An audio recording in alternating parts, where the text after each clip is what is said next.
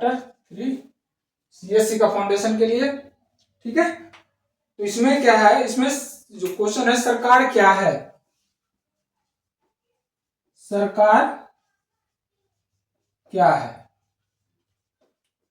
अब देखते हैं कि किसी चीज का, किसी योजना का क्रियान्वयन करना है, किसी विदेश मामले या विदेश नीति को समझना है, विदेश नीति बनाना है, बॉर्डर की सुरक्षा करना है, या आपको देश के आंतरिक सुरक्षा करना है, या फिर आपके हेल्थ के सुरक्षा करना है, हेल्थ के बारे में सुरक्षा करना है, किसी चीज का तो नीतियां बनाई जाती है कि किसी चीज के बारे में, चाहे आय से संबंधित हो या क्या आपका जो एक्सपेंडिचर से संबंधित हो, तो उसमें नीतियां बनाती है। और नीतियां कौन बनाती है, तो सरकार बनाती है।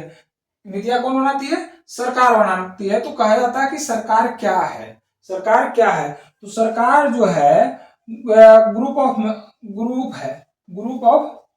मैन। अब ये सरकार जो हो सकता है ग्रुप ऑफ मैन, ये जो है चुने हुए भी हो सकते हैं, या आप राजतंत्र बेस से भी हो सकता है, राजतंत्र में भी हो सकता है और लोकतंत्र में भी हो सकता है। ग्रुप ऑफ मैन, अब राजा होता था उसके बहुत सारे मंत्री होते थे, राजा होता था उसके साथ बहुत सारे मंत्री होते थे, उसको सलाह देता था, उसको नीतियां बनाने में सलाह देता था, उसको आय और व्यय के खर्चे का सलाह देता था। तो राजतंत्र में था। लोकतंत्र में भी प्रधानमंत्री नियुक्ति होती है, प्रधानमंत्री की नियुक्ति होती है, राष्ट्रपति होते हैं, मंत्री परिषद होते हैं। तो क्या है, नीतियां बनाते हैं, ये सब मिलकर के जो है नीतियां बनाते हैं। तो सरकार क्या है, ग्रुप ऑफ मैन है, या ग्रुप है जो नीतियां बनाता है। अब देखो सरकार जो है नीतियां बनाता है और नीतियों को लागू कौन करता है, सरकार के नीतियां बना करके, जैसे कोई कानून बनाना है तो कानून बना करके उसको लागू करने का काम किसका है, सरकार का ही है। यानी सरकार जो है कानून बनाता है और क्या करता है, लागू करता है, लागू करता है। और इसी को कहा जाता है विधायिका, विधायिका और कार्यपालिका, कार्यपालिका। वर्तमान समय में जो है सरकार जो भारत में है लोकतांत्रिक व्यवस्था है, भारत में क्या है, लोकतांत्रिक व्यवस्था है। और यहाँ जो सरकार बनता है वह जनता के द्वारा चुने गए प्रतिनिधि ही सरकार बनाते हैं। अब ये देखो लोकतांत्रिक व्यवस्था में पहले ये कानून जो है, कानून राजा होता था। जब राजतंत्र था तो राजा क्या करता था, कानून बनाता था, कहता था कि राजा के शब्द ही कानून होते थे, राजा के जो बोल दिया वही कानून बन गया, वो राजतंत्र था। लोकतंत्र में है, लोकतंत्र में ऐसा नहीं है, लोकतंत्र में लोगों के हितों की रक्षा की गई है, हितों की रक्षा की गई है। यानी लोगों को फंडामेंटल राइट्स जो सर गवर्नमेंट देता है या संविधान हमें प्रदान करता है, उस फंडामेंटल राइट्स का रक्षा करना हमारा सरकार का परम कर्तव्य है। सरकार डीपीएसपी के शब्दों को, डीपीएसपी जो है बाध्य नहीं है न्यायालय में जाने के लिए, लेकिन जो कहा गया संविधान में कि सरकार कोई भी कानून ऐसा न बनाए या कोई ऐसा कानून बनाता है जो डीपीएसपी के तत्वों को या फंडामेंटल राइट्स को हनन करता है, तो उसे सर्वोच्च न्यायालय द्वारा निरस्त कर दिया जाएगा।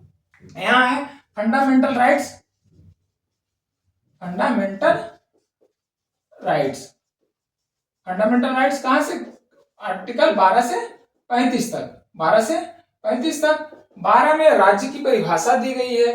राज्य जो है, राज्य का संबंध यहाँ जो है एक पर्टिकुलर स्टेट से ना होकर के एक पूरा कम्युनिटी से, या जो है इंडिया है तो इंडिया से संबंधित है, गवर्नमेंट से संबंधित है। जो कहता है कि राज्य के द्वारा ये नहीं किया जा सकता, राज्य के द्वारा हितों की रक्षा किया जाएगा, तो बिहार पटना वाला नहीं है, बिहार और उत्तर प्रदेश वाला ये जो है राज्य एक गवर्नमेंट से संबंधित है। तो इसका जो है राज्य का जब फंडामेंटल राइट्स पढ़ेंगे तो उसमें आर्टिकल 12 का जब पढ़ेंगे तब जाकर के हम उसको राज्य की परिभाषा पढ़ेंगे। फिलहाल यहाँ सरकार क्या है, सरकार हुआ है जो ग्रुप ऑफ मैन है और लोगों का एक संगठन है जो लोगों के हितों की रक्षा के लिए या लोगों के सामाजिक और दैनिक जीवन को आसान बनाने के लिए कानून व्यवस्था बनाता है, उसे हम सरकार कहते हैं। सरकार चाहे कानून व्यवस्था विदेश नीति में हो, एक्सपेंडिचर में हो, आपका आय व्यय में हो, या फिर आपका जल नीति हो, स्वास्थ्य नीति हो, शिक्षा नीति हो, उस नीतियों में जो है जो बनाता है वो सरकार कहलाता है। अब सरकार भारत में जो है सरकार कैसे बनता है, तो भारत में सरकार जो है लोकतांत्रिक व्यवस्था के आधार पर सरकार का यहाँ चुनाव होता है। अब देखो चुनाव करते हैं यहाँ डायरेक्ट रूप से, लोकतांत्रिक डायरेक्ट रूप से अब कानून बना रहा है तो डायरेक्ट रूप से भी बना सकते हैं। कुछ लोग हैं, छोटा जगह है, छोटा शहर है या छोटा जगह मतलब छोटा कंट्री है, तो वहाँ सभी लोग मिलकर के कानून बना सकते हैं। जैसे घर है तो घर में एक जो है रूल बनाया जाता है, नियम बनाया जाता है, सभी लोगों को मिल करके, सभी की सहमति मिल करके। लेकिन भारत में भारत की जनसंख्या लगभग 1.5 अरब है, 1.5 अरब जनसंख्या, 150 करोड़ की जनसंख्या है। तो यहाँ सभी लोगों को राय और मशवरा मिलाना जो है नामुमकिन है, इम्पॉसिबल है। तो यहाँ जो है ये डायरेक्ट रूप से कानून बनाते हैं, और हम लोग जो है इनडायरेक्ट रूप से कानून बनाते हैं। इनडायरेक्ट रूप से कैसे बनाते हैं, इनडायरेक्ट रूप से अब लोकतांत्रिक व्यवस्था है भारत में लोकतांत्रिक व्यवस्था है, तो यहाँ जो है अपना प्रतिनिधि चुनते हैं। प्रतिनिधि किसके लिए चुनते हैं, लोकसभा के लिए चुनते हैं, राज्यसभा के लिए चुनते हैं, विधानसभा के लिए चुनते हैं, विधान परिषद के लिए चुनते हैं, पंचायती राज के लिए चुनते हैं मुखिया, और ये क्या नाम है, नगर निगम के लिए चुनते हैं, नगर पालिका के लिए चुनते हैं। तो ये जो है इस तरह से हम प्रतिनिधित्व चुनते हैं, और प्रतिनिधि को ही जो है कानून बनाने का अधिकार दे देते हैं कि जाओ भाई, मैं तुम्हें चुन दिया, तुम जो कानून बनाओगे वो हम सब मानेंगे, तुम हमारा प्रतिनिधित्व हो, तुम जो बनाओगे वो हम सब मानने के लिए बाध्य होंगे, वो मानने के लिए हम तैयार रहेंगे। तो इनडायरेक्ट रूप से जो है हम कानून बनाते हैं। यहाँ चुने गए प्रतिनिधित्व जो है चुने गए प्रतिनिधि भाग लेते हैं। विधायिका के सदस्य होते हैं, और विधायिका का काम है कि भारत में जो है भारत के लिए जो कानून बनाया जाए वो किस तरह का कानून हो, इसके चुने गए प्रतिनिधित्व तय करते हैं। कार्यपालिका का काम है कि जो कानून बना विधायिका के द्वारा, विधायिका में सभी सदस्य हैं, विधायिका में आपका जो है लोकसभा मान लिया जाए, लोकसभा है तो लोकसभा में सारे स्टेट के सदस्य हैं, मेंबर है, जैसे बिहार से 40 है, उत्तर प्रदेश से 80 है, इसी तरह से और सभी स्टेट से चुने हुए प्रतिनिधि जाते हैं, और यह जाने के वो विधायिका के सदस्य बन जाते हैं। जब विधायिका के सदस्य बने, कानून बना, तो कानून लागू करने का अधिकार किसको है, कार्यपालिका को। अब कार्यपालिका है, कार्यपालिका में जो विधायिका के सदस्य होते हैं वही कार्यपालिका के सदस्य होते हैं। और ऐसा नहीं है कि सभी, इसमें कहा जाता है सभी कार्यपालिका के सदस्य विधायिका के सदस्य होते हैं, लेकिन सभी विधायिका के सदस्य कार्यपालिका के सदस्य नहीं होते हैं। तो इसका मतलब है कि विधायिका के से चुने गए सदस्य ही कार्यपालिका में जाते हैं, विधायिका से चुने गए सदस्य ही कार्यपालिका में जाते हैं। ये कार्यपालिका में गए और कार्यपालिका में जाकर के अपना जो मंत्री बना, कोई खाद्य मंत्री बना, कोई वित्त मंत्री बना, कोई कानून मंत्री बना, तो जो है अपने क्षेत्र में कानून लागू करवाते हैं। ये जो हो गया कानून। अब जो है 1931 में अब जब आ गया कि जब भारत आजाद हुआ था, तो उस समय भारत आजादी से पहले लोगों को मत देने का अधिकार, जब यहाँ प्रतिनिधित्व की बात आए तो मतदान, यहाँ मतदान शब्द का प्रयोग जरूर होगा, क्योंकि वोट देने के बाद ही चुने गए प्रतिनिधित्व विधायिका में जाएंगे। तो मतदान का जो अधिकार था 1950 से पहले सभी व्यक्ति को नहीं था, सभी व्यक्तियों को नहीं था। यह मतदान की प्रक्रिया जो है 1909 में शुरू हुआ, और यह सभी व्यक्तियों को नहीं दिया गया। ये जो है उन व्यक्तियों को दिया गया जिनके पास जमीन है, जो राजा थे, जो रईस थे, उनको ये प्रतिनिधित्व दिया गया कि आप मतदान कर सकते हैं। गरीब आदमी को मतदान का अधिकार नहीं दिया गया। मतदान का अधिकार जो 1950 के बाद संविधान के द्वारा दिया गया। तो 1931 में जो है महात्मा गांधी का एक पुस्तक था यंग इंडिया। यंग इंडिया में जो है महात्मा गांधी ने कहा कि मैं यह विचार सहन नहीं कर सकता हूं, महात्मा गांधी जी कहे थे, मैं यह विचार सहन नहीं कर सकता हूं कि जिस आदमी के पास संपत्ति है मतदान दे सकता है या मतदान का जो है प्रयोग कर सकता है, जिस आदमी के पास संपत्ति नहीं है, वह गरीब है, वह मतदान नहीं कर सकता है। गरीबी होना उसका जो है अपराध नहीं है, गरीब होना उसका अपराध नहीं है। और मैं चाहता हूं कि मतदान का अधिकार पूरे इंडियन को मिले, पूरे भारतीयों को मिले, पूरे नागरिकों को मिले। उनके जो विचार था, उनके विचार को डीपीएसपी में रखा गया और मतदान का अधिकार सभी को दिया गया। आर्टिकल 326 के द्वारा मतदान का अधिकार सभी व्यक्ति को दिया गया। अमेरिका में जो है सबसे पहले अमेरिका आजाद हुआ था, तो अमेरिका ने महिलाओं का भी नहीं था, अब रईस व्यक्ति को था मतदान का अधिकार, रईस व्यक्ति को मिला, जो अमीर था जिसके पास जमीन था उसको मिला, और महिलाओं को भी नहीं मिला। तो 1900 जब वो आजाद हुआ 1776 में अमेरिका, 1920 में उस समय जो मतदान का अधिकार था महिलाओं को नहीं था। 1920 में आकर के अमेरिका में महिलाओं को मतदान का अधिकार मिला, महिलाओं को मतदान का अधिकार मिला। अब जो है 1928 में, बहुत इंपॉर्टेंट है, वनडे एग्जाम में पूछ सकता है, 1928 में ब्रिटेन में महिलाओं को मतदान का अधिकार दिया गया, 1928 में महिलाओं को अधिकार दिया गया मतदान का। ठीक है, जब मतदान की बात आई तो ये बहुत जरूरी था। अब आते हैं कि लोकतांत्रिक व्यवस्था में जो कानून बनाया जाता है, विधायिका कार्यपालिका, हमारा जो देश है वो शासन या जो सरकार है कितने स्तरों में चलाया जाता है, कितने स्तर में, कितने लेवल में है। तो ये जो है हमारा सरकार जो चलता है वो 3 स्तर में, पहला केंद्र,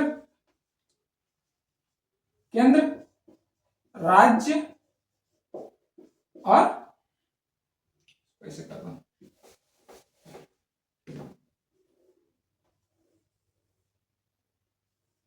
ये हो गया केंद्र सेंटर, राज्य और स्थानीय।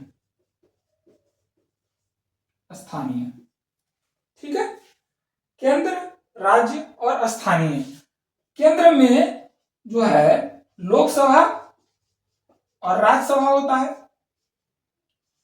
राज्यसभा दोनों में सदस्य चुन के भेजते हैं, यहाँ इसमें डायरेक्ट रूप से चुन के भेजते हैं, इसमें जो है प्रत्यक्ष मतदान के द्वारा होता है, प्रत्यक्ष मतदान के द्वारा चुनाव होता है। राज्यसभा में जो है अप्रत्यक्ष मतदान के द्वारा होता है, अप्रत्यक्ष मतदान के। राज्य में भी जो होता है विधान परिषद और विधानसभा होता है। अभी जो है कितने राज्यों में विधान परिषद है वो कमेंट करके बताएंगे। विधान परिषद, विधानसभा। स्थानीय शासन ये हो गया ग्राम पंचायत स्तर पे, ग्राम पंचायत स्तर पे हो गया, ये 3 लोकल गवर्नमेंट। अब ये जो है केंद्र में, पूरा सेंटर में अगर कानून बनाया जाता है केंद्रीय शासन के द्वारा, केंद्रीय सरकार के द्वारा अगर कोई कानून बनाया जाता है, कोई रूल बनाया जाता है, कोई केंद्रीय नीति बनाई जाती है, केंद्रीय कोई योजना बनाया जाता है, जैसे जनधन योजना था, तो जनधन योजना पूरे देश में लागू किया गया। बेटी बचाओ बेटी पढ़ाओ योजना पूरे देश में लागू किया गया। उज्ज्वला योजना पूरे देश में लागू किया गया। अब ये जो है ये योजना केंद्र सरकार के द्वारा जो बनाया जाता है पूरे कंट्री में, पूरे देश में जो है समान रूप से लागू होता है। केंद्र सरकार के द्वारा जो योजना, जो नीति, जो कानून बनाया जाता है पूरे देश में लागू होता है। वही जो राज्य में राज्य सरकार के द्वारा योजना बनाया जाता है या क्रियान्वयन किया जाता है राज्य के द्वारा या नीति बनाई जाती है, इसकी नीति अंतर्राष्ट्रीय नीति होती है। केंद्र सरकार की जो नीतियां हैं वो अंतर्राष्ट्रीय नीतियां होती है। अंतर्राष्ट्रीय नीतियां होती है आंतरिक सुरक्षा के मामले में होती है, जैसे सीआरपीएफ हो गया, सीआरपीएफ सब इसके अंतर्गत में आता है। आपका बॉर्डर की सुरक्षा हो गया, पूरा कोरोना काल में आया तो कोरोना काल आया उसको नियंत्रण में का जो नीति है केंद्र सरकार के द्वारा बनाया गया, तो पूरे देश में समान रूप से लागू होगा। राज्य के द्वारा जो नीतियां बनाई जाएगी वो एक पर्टिकुलर स्टेट में ही लागू होगा। जैसे जो नीति बिहार सरकार के द्वारा बनाया गया या जो नीति पंजाब सरकार के द्वारा बनाया गया, बिहार सरकार के द्वारा बनाया गया नीति बिहार राज्य में ही लागू होगा, पंजाब के द्वारा बनाया गया नीति पंजाब में ही लागू होगा। वो पूरे देश में लागू करने के लिए बाध्य नहीं होगा। ये केंद्र सरकार के द्वारा जो नीति बनाई जाएगी वो केंद्र में पूरे देश में समान रूप से लागू होगा। वही स्थानीय सरकार के द्वारा, स्थानीय सरकार क्या होता है? स्थानीय सरकार लोकल गवर्नमेंट अपने जो परिवेश को देखते हुए, अपने स्थानीय परिवेश के देखते हुए जो नीतियां बनाती है वो स्थानीय सरकार द्वारा बनाती है और स्थानीय लोगों पर लागू होता है। ये 3 स्तर में हमारा सरकार चलता है। ये इसमें अगर कोई दिक्कत है, कोई कमेंट है, आप देखो इसी में आएगा। अगला चैप्टर जो आ जाएगा स्थानीय सरकार, लोकल गवर्नमेंट आएगा। चैप्टर 4 में है, चैप्टर 4 में लोकल गवर्नमेंट है। लोकल गवर्नमेंट के बारे में जानेंगे। अगर इसमें कोई क्वेश्चन है राज्य में या सरकार में तो इसको बताएं और कमेंट करके बताएं ताकि मैं जो है उसको सोल्व कर सकूं। ठीक है, ये हमारा सरकार का चैप्टर क्लास 6 का जो चैप्टर 3 है एनसीईआरटी बुक का वो समाप्त हुआ। ठीक है।